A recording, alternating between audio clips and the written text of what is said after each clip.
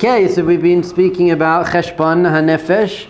We're trying to have a self-accounting to make sure we reach our goals and purpose in life.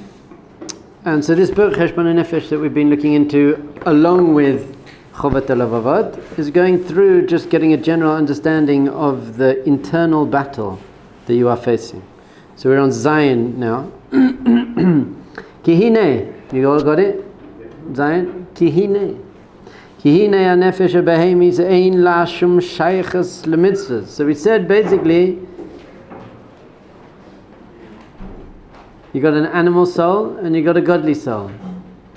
You have an animal soul and you are a godly soul actually. But in general we identify with our more animalistic side. Why is that? Because since you grow up, kids are basically all just selfish, animalistic and takers, and we got to overcome that and get beyond that and become more godly. This animal power of yours has no interest in putting on tefillin. It's just not it. That's not what language it speaks. It just doesn't. I don't care about that. Has no interest in helping other people. Is completely selfish. So basically an animal, the animal's in it for itself, in general. And we said that really there are two levels. There's animals and there are angels. Animals and angels. And we're in between them. Why are we much greater than angels? We have free will. Because we have free will. Animals don't have free will. Angels don't have free will. They just go on instinct. They're doing what they have to do. So if you choose, if you behave worse than an animal, if you behave like an animal, then you're worse than an animal because you chose to do that. And if you behave properly, if you behave like an angel, you're better than an angel because you could have not been and you chose to. Angels, animals, they have no reward, no punishment, no consequences, no self-esteem, no self-respect. They're just doing what they're basically robots. Animals and angels are robots. You're not a robot. You can actually choose what to do.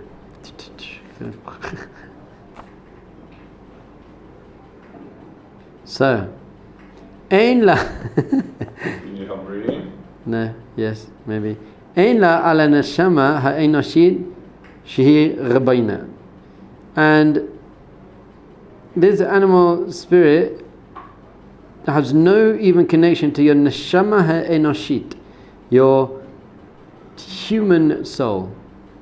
Often it's called the neshama ha'elokit, the godly soul, but here he's saying neshama ha'enoshit. Shehi ribona, that it's actually meant to be its master. Ela lemalot kol machsoreha v'gufaniyim bilvad ulesha'abed kol kochateya hayaterim lemelechet ba'aleya. The purpose of the animal spirit is just to feed the animal. What is an animal walking around doing all day? It just eating, sleeping, sex. That's basically what it does, playing. That's all the interest in it. So the animal spirit, that's the only thing it's interested in. It's not interested in self-control. It's not interested in kindness. It's not interested in anything meaning. It's just interested in fulfilling its instinctual cravings. Yes? What about when a mother, let's say it's like a mother bird has a child. Instinctual thing, I need to look after this child. What about when we want to grow as people, do it through the sense of Torah, like self-help books, how to invent people, with things like Jordan Peterson. Where does that sense come from? That's great. What do you mean? That's our human wants to grow. Yeah, he wants to grow and become a greater person. Okay. It's not only through Torah, any self-help, personal growth stuff. It's good. אבל הנפש השכלית, your intellectual soul, צריכה למלאכת עבודה רבה. It's got lots to do. Your intellectual soul, your animal soul, only one thing: fulfill my cravings, fulfill my immediate lusts and cravings. Your sikhli, your intellectual soul, has many things. בכדי ללמדה musa umidat shanat kol yemei chayecha. The intellectual spirit, it's got lots of things to do. It's got to teach your animal side midot, character traits.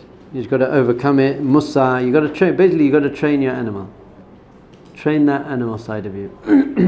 Now, as we've said before, in some religions, how do you do that? Is basically you just ignore it, cut it off. So when I lived in Asia for 6 years and I was studying and teaching Buddhism, you don't get married, and you don't eat nice food, and you don't touch money, and you sit in a cave. That's how we beat it, just by cutting it off. Judaism says that's not the way. You should. It's the three cravings. What are the three cravings we always speak about? Food, sex, and money. So food, sex, and money are the three cravings, the main taivas. And so Buddhism says just get rid of them. Don't feed them at all. Starve them completely. The Western world that's what life is all about. Just food, sex, and money. So Judaism says no, there's a balance. You have to train, though. You can use those three things in the right way, and you can have money, but just give at least 10% to charity, and you can have nice food, just make sure it's kosher, and say a blessing before you eat it, and after you eat it, and you can have sex, just with the right person, the right time, in the right way, for the right reason. But you've got to train your body, because your body is just an animal. Your body just wants to go, and basically that's what Buddha saw. Buddha saw you can't deal with this thing. It's an animal. So just get rid of it, starve it. So Buddha was right, by the way. It's very difficult, but he didn't have the Torah. The Torah is the key and the guidebook to actually being able to do that. So without the Torah, it's very difficult. Without some higher godly purpose. So we got to train our animal side and use it in the right way. So did we speak about this yesterday? The purpose of pleasure. We don't have pleasure for pleasure's sake. In the West, it's very much just have pleasure for pleasure's sake. Why are you doing that? Just because I want pleasure. I'm eating whatever I want to eat, and I'm sleeping with whoever I can, and I'm smoking whatever, just to have pleasure. But why? Why do you want pleasure? What do you mean? Pleasure is the goal. Pleasure is the goal. So anything that can get me pleasure, I'm going to chase it, because my goal in life is to get pleasure. Judaism says pleasure isn't the goal. What is the goal? The goal of pleasure is connection. The goal of sex, for example, is not pleasure, is not physical pleasure. That's not the goal. That is a wonderful, wonderful side benefit. But the goal of sex is emotional intimacy, emotional connection with your wife. That's it. And pleasure is a means to that. The pleasure that we're giving each other physically is building emotional pleasure. But by the way, that's why we say that you need to be married first. Because if you have emotional intimacy based on physical intimacy, it doesn't last very long, because you find someone else. But if you haven't touched until you're married, so your emotional intimacy is both based on values and goals and dreams and what we want to achieve in our life, so we have the same values, that's really connecting us. So now we have emotional connection because we have values connection, intellectual connection really. And even a higher level, that's when you're dating, but then only once we're married, only once we have spiritual connection, only once the two halves of our souls have been connected, so we are like one spiritual being now. Now our souls are connected, and our minds are connected, we want the same things. Then our hearts are connected, we have emotional balance. Only then can your bodies be connected. It's like that's the physical expression of the spiritual, intellectual and emotional connection we already have. But in the Western world where I grew up is exactly the opposite. There's no spiritual connection, no necessarily values connection, or even emotional connection. It's just like you're in a club, the music's very loud, there's alcohol, and just let's get physically connected. And if it's quite enjoyable, then you get a bit emotionally connected, and that's why people get really hurt, because it's like it's not sustainable. So we want to not get rid of that, but we need to refine it. Just refine the whole system and be doing it, train it and do it in the right way, for the right reason, at the right time, with the right person. Bezrat Hashem should be soon. A nice holy woman says Tehillim. Amazing. She's not sleeping around now. Like some people say to me, yeah, I get that, Rabbi, but just let me have some fun before. And I'm like, would you be okay with the woman you're about to marry just saying that to me? Come on, Rabbi. I just want to have some fun before. You'd be like, you don't want to marry that woman. It's like, hold on, I want a pure holy woman. Yeah? You want a pure holy woman? Well, would she want you? If you want a pure holy woman, you better be the sort of man that a pure holy woman would want to marry. So be that man. And then you'll have all the benefits of what that relationship is meant to bring. צריכה להיכנע לדעת נפש השפלה ולהיות צוללת במחקרי חכמה. What you have to do is, we have to likanea means to humble your spirit, the lower spirit of yours, and get clarity and investigate with wisdom and use your seichel, like how are we going to live in this world in a healthy way. I often teach classes about living a well thought out life. Are you living a well thought out life, or are you just in the flow of what life is taking? I used to run these trips to Thailand, and it was for 28-year-old, like late 20s, usually American young professionals. And almost all of them, I said, what are you doing? And they say, well, basically, I went to college when I was 18 or 19. And I didn't really know what I wanted to do when I was 18 or 19. I didn't really want to do anything, so I just did whatever I did. Politics and international relations, economics, whatever you did. And I didn't really enjoy it.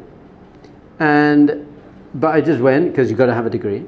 But then I ended up 3 years later with $80,000 debt for a degree that I didn't enjoy and I'll never use. And now I'm doing a job to pay off my debt. So I'm 28 years old doing some job that I don't really want to do, but I have to pay off my debt. And I'm actually not sure what I really want to do. I said, that's not a well thought out life. That's stupid. So then I say to them, you know what you should do? Take 3 months off. Take 3 months off, go traveling, and say, what do I really want in my life? And they say to me, I can't do that because then I'll fall behind, there's a treadmill. I'm going to fall behind. And I said, yeah, but when you're going in the wrong direction, you want to fall behind. Hey, you're going in the right direction, get off the bus. No, but I've invested so much time and effort and money in this bus. Yeah, but it's the wrong bus. I know, but it would be such a waste of all the time and money I've invested. It's like, what are you talking about? Or people say, I've just done 2 years of university, I hate it, not going to use it, terrible, I got 2 years left, I'm just going to finish it. Why? Because I don't want to waste the 2 years that I just invested. How are you going to not waste those 2 years? By wasting another 2 years. That's going to make you not waste those 2 years? You're an idiot. That's not well thought out. Don't do that. Stop, work out what do you need in your life. By the way, my eyes are really messed up today, Baruch Hashem. That's why I'm closing them like this. I'm going to go to the emergency room soon. God wills it. So here we go. So you've got to live a well thought out life. Use your brain. Use your brain. Am I doing the right thing? Do I have the right values? Just stop. Pull your head out of the sand. שמתוכן תלמד לעמוד על סוף דתה ולהבין אימה צריכה לישרה בשד. And then you also got to understand, we spoke about this a little bit a couple of days ago, when you have to put your foot down and say no, and when you have to do it in a more chilled way. Silly example, actually he speaks about it soon, giving up smoking. You're going cold turkey or you're cutting down? Now there's no right answer. There's no right answer. For many people, they can't just cut it out completely. It's not sustainable. But for other people, cutting down doesn't really work because they're always investing in it. So you've got to know who you are. It's basically Shammai and Hillel in Jewish thought. Shammai is, that's it. That's what I did. When I stopped smoking, the day I stopped smoking, I said, I'm never smoking again, never smoked again. I was just like, this is stupid. I'm not doing it. Which is cool. So I started snorting stuff instead. It was great. I didn't. That was a joke. I stopped that too.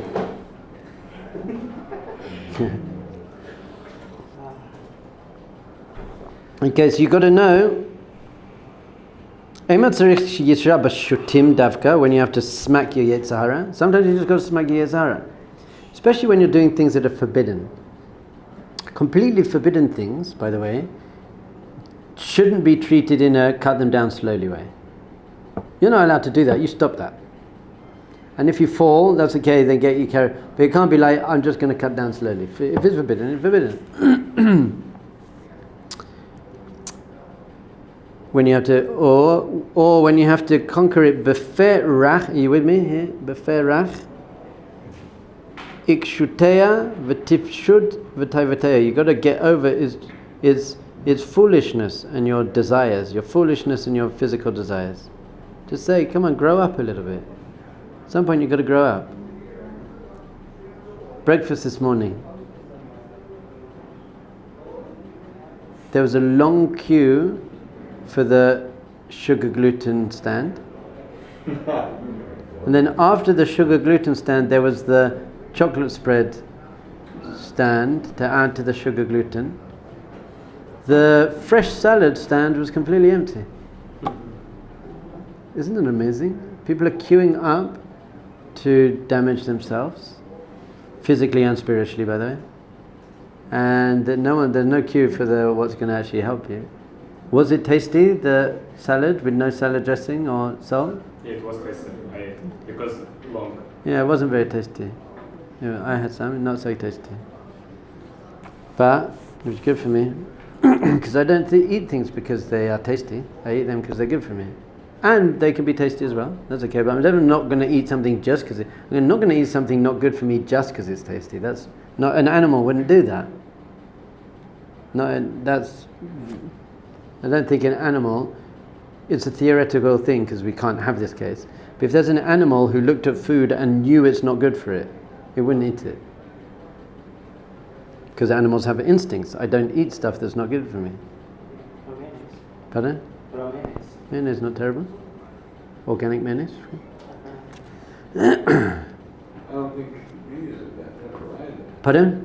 You're still getting like valuable nutrients from mayonnaise. God bless you. That you need, energy. Yep. From pancakes? Yeah, for sure. Carbohydrates are used. Pancake. Like in function. From sprouted spout bread. Yeah. No, it's like the worst type But of to say that it's like complete poison or whatever. Well, not complete. No, I'm being extreme. It's pretty. that's Unlike not used by the myself. body at all. No, it's definitely used by the body. But you know what it's used by more than the body? Your animal cell. It feeds your animal cell. It's food for the animals. Mum is feeding it. My son said to me, Abba, I want more. And I said, no, you don't. And he said, no, I do want more. I said, no, you don't. Do you know who wants more? And he looked at me and said, my Yetzer Hara. I was like, yeah, your Yetzer Hara wants more. You don't want more. Now, would you like to feed your Yetzer Hara, or would you not? You're 10 years old. Would you like to feed your Yetzer Hara? It will make it stronger and make it harder in the future, because at the moment it's chocolate. Soon he's going to discover other pleasures that are worse than chocolate. So you can either train yourself to feed your Yetzer Hara, which is immediately gratifying and pleasurable, or you could train yourself to starve your Yetzer Hara and then use it. Once again, the Jewish path is there's a way to use that at the right time in the right way. So he said to me, you know what, I'm not going to feed my Yetzer Hara. So I said, okay, and I gave him a shekel. I said, you know what, that's good. So at least he felt some, So you feel good about that, and you shekel. So he went and bought a chocolate. No, he didn't. A shekel. And you know what he did, by the way, when I gave him a shekel? He gave 10. He said, can you actually split it up so I can give 10 agorot? First thought. Gave him a shekel. Very big. Very good. Very good. Baruch Hashem. Brainwashed him. I brainwashed him into having immensely good values and sense of self. There's a boy in yeshiva with messed up eyes. Go and find him. Yeah, I've trained him to have self-control, self-respect, kindness, and a healthy sense of self. Just got to start training. So you can feed your Yetzer Hara, I wouldn't. It's the famous Native American story with the two wolves.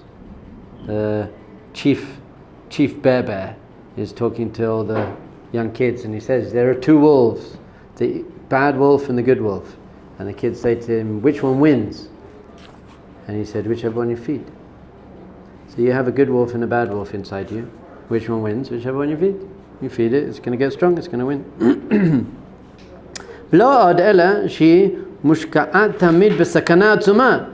But even your intellectual soul, your intellectual side, is caught up in a very big danger. It can get sucked down into that world as well. You can start justifying.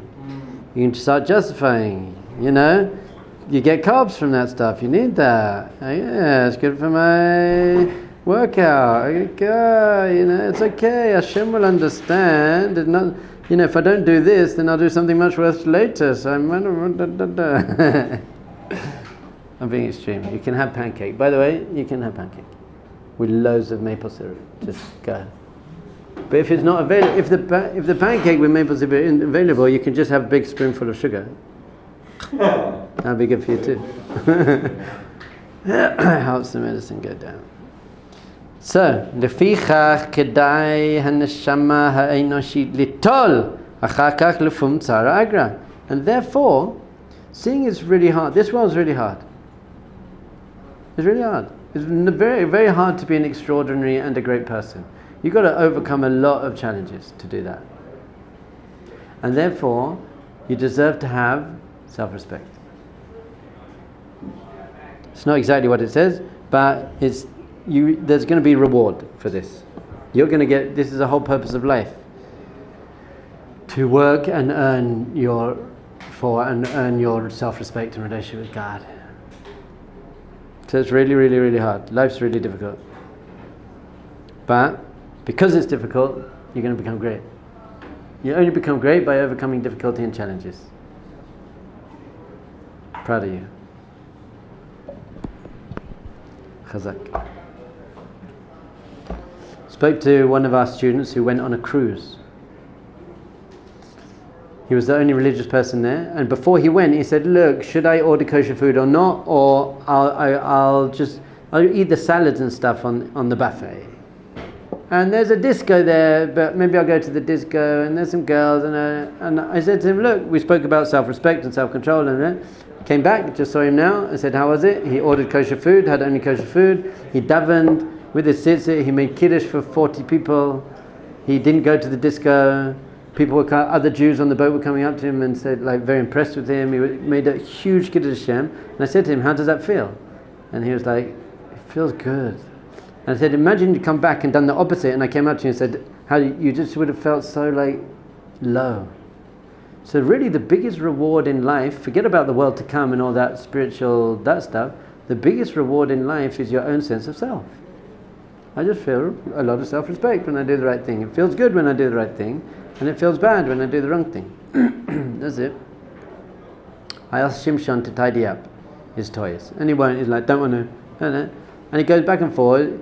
In the end, I'd take away if he didn't tidy up the toy, I put it in the bin. I said, Shimshon, if you can't tidy it up, then you can't have it. I put it in the bin. He starts crying, freaking out. And then I say, well, you can do tshuva. It's very important to teach him about tshuva. You can do tshuva. And he goes, okay, what? And I said, you got to explain to me what was wrong, what you did wrong. So he's like, I didn't listen to you. I said, okay, that's good. You didn't listen to me. It's not, you should listen to me. And then I said to him, why should you listen to me? He was like, don't know. And I said, because if you don't, I'm going to whip you with my belt. I said, why should you listen to me? And he said, because you give me so much, basically. I said, like what?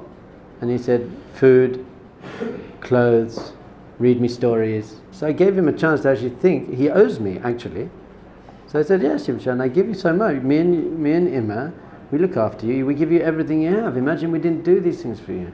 So when I ask you to pick up your toys that I bought for you, then don't you think it's the right thing for you to do that? And he was like, yeah. And I said, okay, you're going to try better in the future? This is literally, I'm going through the Rambam with him. Admit what you did, own what you did, feel some remorse, and commit to not doing it again. So I said, are you gonna listen to me in the future? So he said yes. So I gave him his toy bag. Fine, and I said, okay, go and tidy up your toys. He tidies up his toys. So I said to him, how does it feel when you do the wrong thing? What happens when you do the wrong thing? You end up crying and you end up losing toys. And then the next day, I asked him to tidy up or something, and he tidied up straight away. He'd sing it, and it was fun for him. And I said to him, wow, amazing, Shimshon. I gave him one of those little fruit sweet things. And then I said, Shimshon, tell me, how does it feel when you do the right thing? Do you feel good now? And he said, yeah. And I said, do you realize you feel good and you got a treat? So when you do the wrong thing, you feel bad and you lose things. And when you do the right thing, you feel good and you gain things. Not to mention our relationship. I didn't say this well, I did, not like this though. I said, when you do the wrong thing, our relationship suffers, and we don't like that because we love each other. And when you do the right thing, then it's good for our relationship. So doing the right thing gives you all the benefits you could possibly get. Doing the wrong thing gives you very little. Gives you a bit of laziness. It gives you comfort. Like, I don't want to pick up my toys. So we're like babies sometimes. It's like, what is my reward? Your reward is I feel good.